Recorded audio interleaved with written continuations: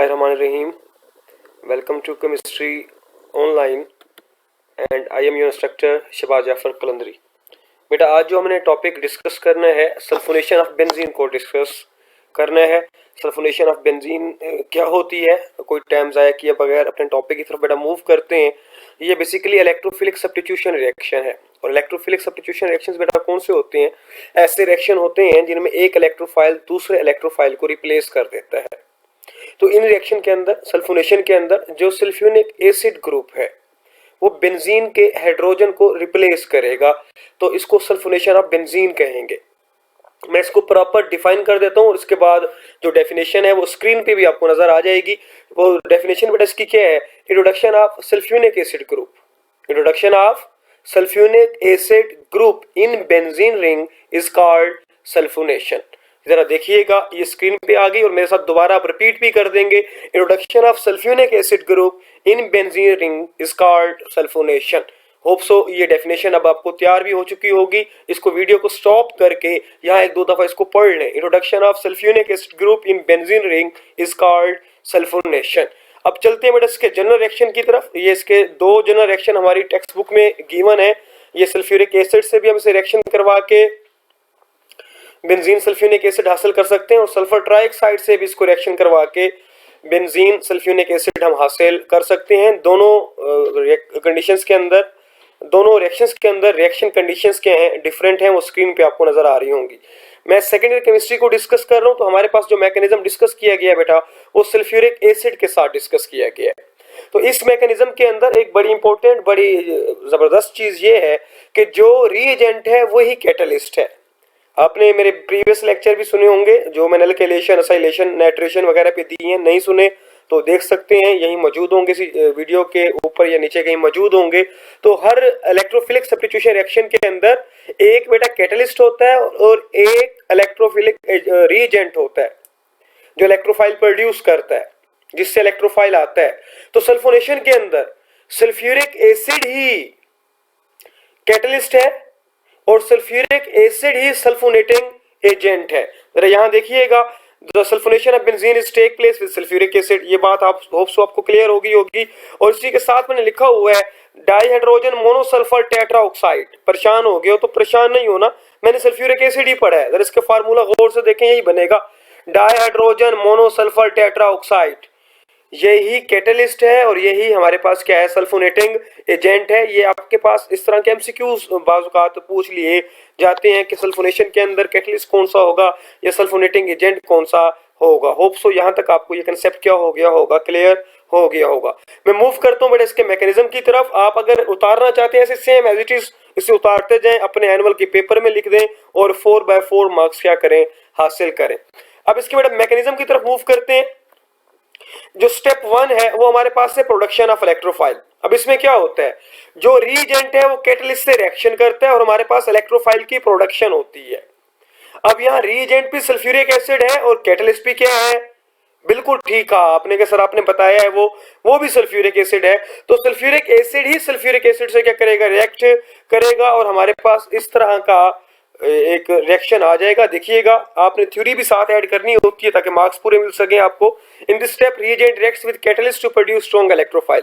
Sulphuric acid ही sulphuric acid के साथ रिएक्शन कर रहा है, हमारे पास हेलोनियम आयन की फॉर्मेशन हो रही है, सल्फर ट्राइऑक्साइड आयन की फॉर्मेशन हो रही है और बाइसल्फेट आयंस की फॉर्मेशन हो रही है। अब यहाँ एक चीज और इंपॉर्टेंट है,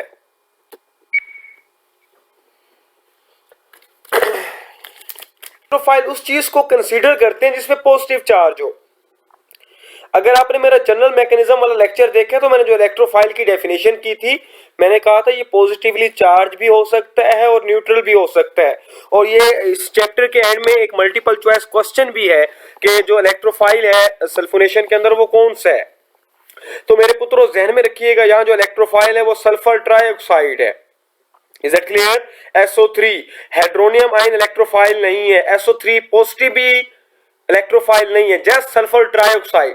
अब आप लोग सोच रहे होंगे कि सर इस पे पॉजिटिव चार्ज तो नहीं है, तो फिर ये इलेक्ट्रोफाइल कैसे है, इसकी रीजन क्या है? तो मेरा पुत्र इसका स्ट्रक्चर देखिएगा। सल्फर ट्राइऑक्साइड के साथ 3 हाईली इलेक्ट्रोनेगेटिव एटम्स अटैच हैं, oxygen highly electronegative atoms attach हैं। ऑक्सीजन की इलेक्ट्रॉन एक्टिविटी 3.4 होती है और सल्फर की 2.5 है या मे बी 2.4 है। तो ऑक्सीजन की इलेक्ट्रॉन एक्टिविटी सल्फर से बहुत ज्यादा है। ये तीन हाईली इलेक्ट्रॉन एक्टिव जो एटम्स इसके साथ अटैच हैं, ये इलेक्ट्रॉन्स अपनी तरफ क्या कर लेते हैं, अट्रैक्ट कर लेते हैं, उन पे पार्शियल नेगेटिव और सल्फर पे पार्शियल पॉजिटिव क्या आ जाता है, चार्ज आ जाता है। तो इस वजह से ये एज इलेक्ट्रोफाइल इस रिएक्शन के अंदर क्या करता है, एक्ट करता है। Is it clear? अगर आपसे पूछे इलेक्ट्रोफाइल क्या है सल्फोनेशन के अंदर, तो मेरे बच्चे फौरन से पहले बता देंगे कि सर सल्फोनेशन के अंदर जो इलेक्ट्रोफाइल होता है वो सल्फर ट्राइऑक्साइड होता है। होप सो ये चीज भी आपको क्लियर होगी। अब स्टेप 2 की तरफ बेटा मूव करते हैं। स्टेप 2 क्या है, अटैक ऑन इलेक्ट्रोफाइल है। अब ये क्या मेरा पुत्र, जैसे ही इलेक्ट्रोफाइल बेंजीन रिंग के करीब अप्रोच करेगा तो जो बेंजीन रिंग के मोबाइल इलेक्ट्रॉन्स हैं, डिलोकलाइज इलेक्ट्रॉन्स हैं, वो इस पे क्या कर देंगे, अटैक कर देंगे। ये रिएक्शन थोड़ा सा डिफरेंट है as compare to other electrophilic substitution reaction. अब यहाँ एक और डिफरेंस है, वो भी मैं क्लियर कर देता हूं आपको। वो क्या बेटा, देखिए सल्फर की वैलेंसी होती है 6। Is it clear? ये एट अ टाइम 6 बॉन्ड बना सकता है।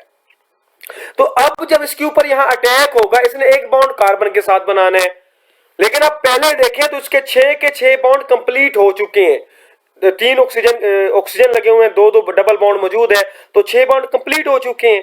तो जैसे ही ये बॉन्ड बनाएगा कार्बन के साथ, ये जो एरोस नजर आ रहे हैं रिएक्टेंट्स के अंदर, देखिएगा आपको एरोस नजर आ रहे होंगे बेटा, तो एक बॉन्ड ऑक्सीजन के साथ इसका क्या हो जाता है, ब्रेक हो जाता है। अब यहां एक और गड़बड़ पैदा हो जाती है।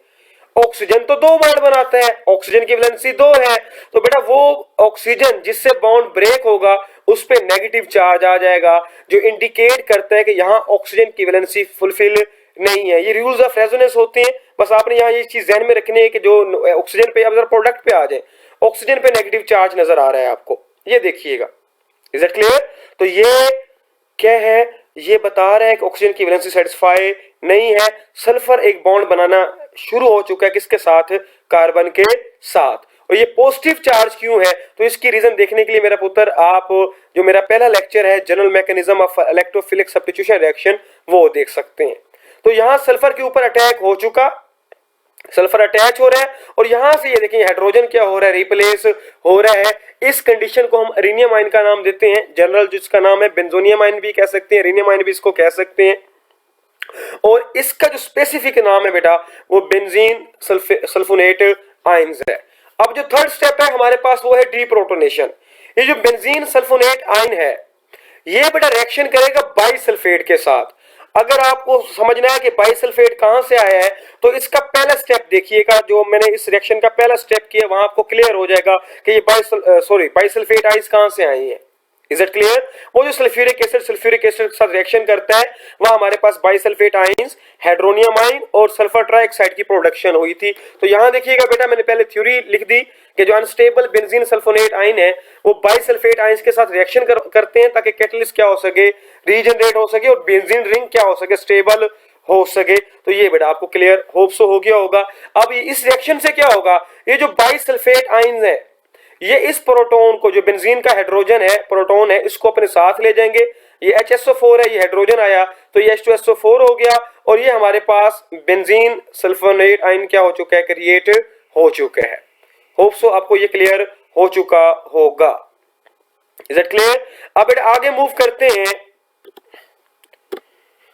प्रोटोनेशन, ये इसके अंदर एक एक्स्ट्रा स्टेप है। इसमें क्या होगा बेटा, जो बेंजीन सल्फोनेट आयन हमारे पास क्या हुआ है, फॉर्म हुआ है, वो रिएक्शन करेगा किसके साथ, हाइड्रोनियम आयन के साथ। अब हाइड्रोनियम कहां से आया, अभी थोड़ी देर पहले भी मैंने बताया है आपको, तो पीछे वीडियो करके सुन सकते हैं आप। तो इसमें क्या होगा, बेंजीन सल्फोनेट आयन जो है वो रिएक्ट करेगा हाइड्रोनियम आयन के साथ, और प्रोड्यूस होगा क्या, बेंजीन सल्फ्यूरिक एसिड, जो हम प्रोड्यूस करना चाह रहे हैं, जो इस रिएक्शन का ओवरऑल पर्पस था। तो इस रिएक्शन को बेटा देखिएगा, ये जो बेंजीन सल्फोनेट आयन है हाइड्रोनियम आयन के साथ क्या करेगा, रिएक्ट करेगा। यहां से एक हाइड्रोजन उस ऑक्सीजन के पास जिसकी वैलेंसी पूरी नहीं हो रही थी, वहां चला जाएगा, तो ये SO3H हो जाएगा, और साथ हमारे पास क्या बन जाएगा, वाटर बन जाएगा। इसी के साथ हमारा आज का लेक्चर कंप्लीट होता है। कोई क्वेश्चन बेटा आपके हो, जहन में हो, कोई माइंड के अंदर हो, तो आप कमेंट सेक्शन के अंदर क्वेश्चन कर सकते हैं। I will try my best कि जितना जल्दी हो सके आपको रिप्लाई कर सकूं। अल्लाह और उसका रसूल आपका हामी और नासिर हो। अल्लाह हाफिज।